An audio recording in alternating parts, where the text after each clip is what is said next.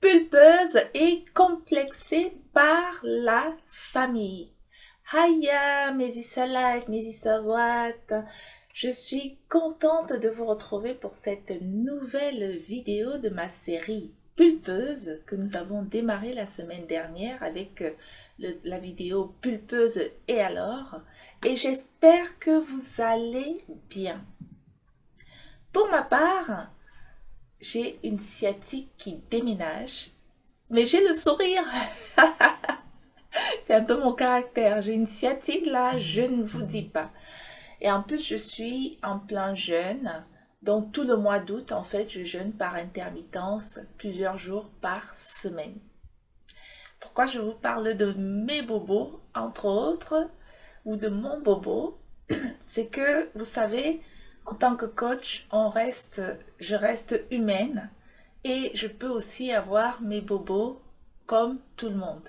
Et ça ne m'empêche pas de venir ici avec plaisir et de vous transmettre de la joie et vous partager mes pépites pour vous inspirer, pour vous secouer, pour vous encourager à aller de l'avant, à tenir debout. Bon, j'ai assez parlé pour cette intro. Je suis Isana, catalyseuse, consultante et coach en énergie de l'image. Et si vous êtes nouveau ici, abonnez-vous. Ou si vous n'êtes pas encore abonné, abonnez-vous. N'hésitez pas à liker cette vidéo, partagez-la si vous pensez qu'elle peut plaire à quelqu'un. Commentez si vous avez un avis à nous partager, à me partager. Et je vous répondrai avec joie et avec plaisir. Donc, nous y allons. Donc, pulpeuse et complexée par la famille. Des femmes pulpeuses et complexées, j'en rencontre souvent, notamment dans le cadre de mes suivis. Je ne suis pas en train de vous dire que je rencontre que les femmes pulpeuses. Je vous dis que dans mes suivis, j'en rencontre, ça m'arrive d'en rencontrer. Et là, j'ai choisi aujourd'hui de vous parler de la femme pulpeuse et complexée par sa propre famille, parce que vous connaissez mon histoire et une famille, pour moi, c'est censé être un endroit où on peut s'épanouir, où on peut être tiré vers le haut. Une famille, c'est un ensemble de personnes avec lesquelles on se sent bien et on sent que voilà, on n'est pas jugé, on peut se construire, on peut progresser.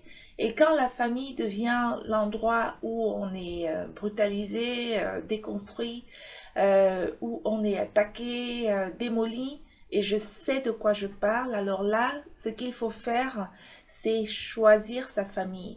On a tous une famille, comment dire, biologique de fait, parce qu'on est tous quelque part, mais si cette famille biologique devient des bourreaux et des criminels ou des délinquants, je pense que le bon sens, c'est de se lever et de choisir de s'entourer avec sa nouvelle famille, même s'il n'y a pas forcément de lien de sang, et que ce soit des gens qui nous donnent de l'énergie, des gens qui nous tirent vers le haut, qu'il y a un échange. D'accord? La deuxième chose que j'ai envie de dire, c'est que comment on fait donc pour se construire quand on se retrouve dans une telle famille et que, par exemple, dans son adolescence, qui est un moment extrêmement sensible, c'est l'un des moments où on construit notre personnalité et qu'on entend sa propre mère ou ses tantes ou sa grand-mère ou ses sœurs ou ses cousines nous dire sans cesse bah, avec les fesses que tu as, tu as intérêt à réussir dans ta vie, fais bien tes études parce que aucun homme ne voudra de toi. Je veux dire, est-ce que c'est pas un peu restreindre la femme et même restreindre l'homme? Parce que qui a dit qu'une femme ne peut se définir et réussir qu'à travers un homme? Hein? Et puis, par rapport à vous, messieurs, j'ai envie de me référer à une citation euh, et vous dire, si vous tombez amoureux d'un cul, ne vous étonnez pas que ça finisse dans la merde. Ne venez pas pleurer après. D'accord? Cela dit, moi je vois les choses un peu différemment et je ne pense pas qu'un homme en tout cas tel que moi je vois un homme, choisit sa compagne uniquement euh, par la taille de ses fesses, de ses formes et tout le tralala, quoi. Hein. Moi, je vois pas les choses comme ça. Donc, on en revient à donc comment on fait donc pour se construire quand on a entendu de telles choses au moment où on était censé construire sa personnalité. Il se trouve que j'ai eu quelqu'un en coaching qui me disait qu'elle avait grandi dans une famille des minces et elle avait des formes. Elle a eu le malheur d'avoir des formes. Et que les minces autour d'elle, depuis sa mère, ses sœurs, ses tantes, ses cousines, ont passé tellement de temps à lui rappeler à quel point elle ne pouvait pas avoir un homme parce qu'elle était juste trop corpulente. Une très belle femme, hein? Et une femme peut-être un peu comme moi. Vous voyez, moi j'ai des formes, je suis un peu, voilà. Euh, donc, et que cette femme, du coup, elle a réussi sa carrière, mais elle est incapable de réussir sa vie de couple. Donc, elle fait fuir en fait ses partenaires, quoi. Dès qu'elle arrive à en avoir un, difficilement, bon bah, assez rapidement, dans les semaines ou les mois qui suivent, il déguerpit. Pourquoi? Parce que, moi, je vais vous dire, c'est une question vibratoire, c'est une question d'énergie.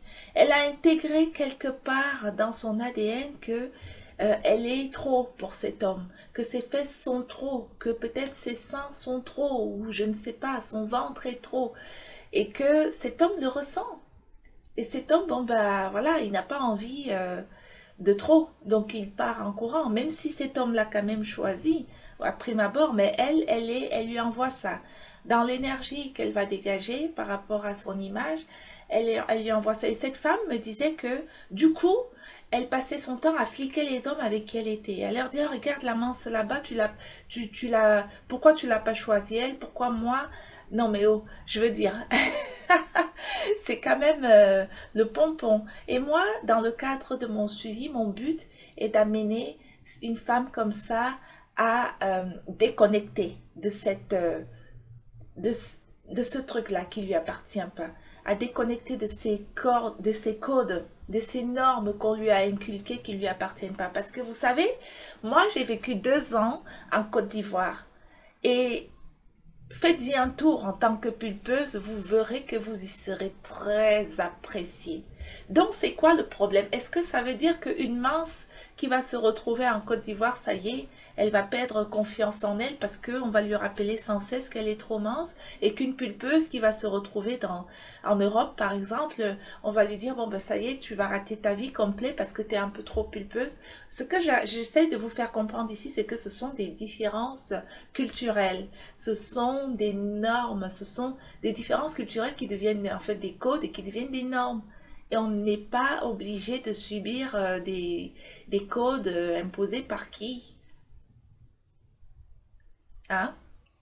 Ce que j'aurais envie de vous dire, Mésissa Light, c'est que si vous êtes dans ce cas-là et que vous avez envie de de raconter au monde qui vous êtes vraiment à travers une belle énergie de votre image, pulpeuse ou pas d'ailleurs, vous prenez un rendez-vous avec moi pour une consultation et moi je vais vous amener à raconter et à montrer la vraie vous au monde et à faire que vous-même vous puissiez la rencontrer.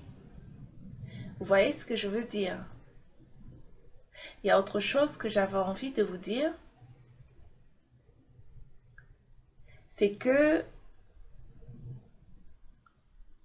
si vous envisagez de faire un énième rééquilibrage alimentaire, parce que par exemple, cette femme dont je vous parlais, c'est ce qu'elle m'avait dit, il fallait que elle fasse d'abord ci et d'abord ça. Si vous envisagez de faire un énième rééquilibrage, après ça, vous envisageriez d'abord de vous faire peut-être de la chirurgie.